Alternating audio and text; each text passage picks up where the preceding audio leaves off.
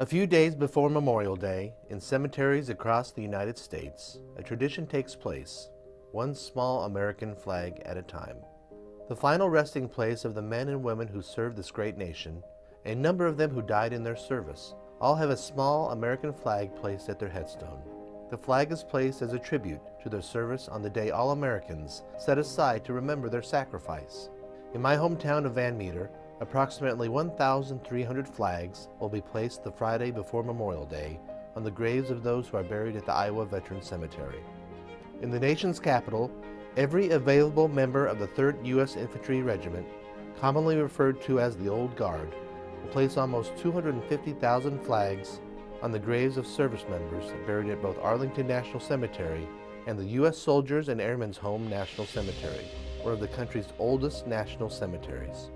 The tradition is known as Flags In, and the members of the Old Guard complete their work within just 4 hours. This year, sometime within that 4-hour period, one of the members of the Old Guard will place the flag tribute at the hero who rests at grave number 11283, located in Section 60 of Arlington National Cemetery. It will be the first year Army Sgt. Dean Noehren is paid this honor, which is a long time coming.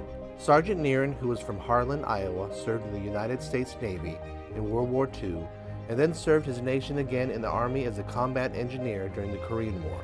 Although his family was notified by the U.S. military in 1953 that Donald was declared dead, his remains remained unfound until 2005.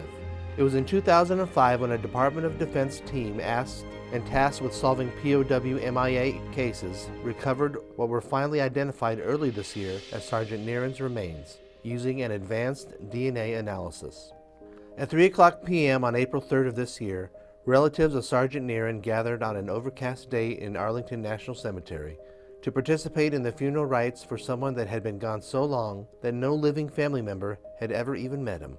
But they came and honored an American who served his country in 2 different branches of service and in 2 different wars. And they honored an American who paid the ultimate sacrifice for his nation and the cause of freedom 66 years ago. This Memorial Day, we will have the opportunity to pause and remember the day's true meaning, to mark at least one day in our year to remember Sergeant Dean Noehren and the many men and women who served their country and those who gave their lives in service, to take at least one day to reflect on the freedoms we often take for granted because they took the oath and put on the uniform.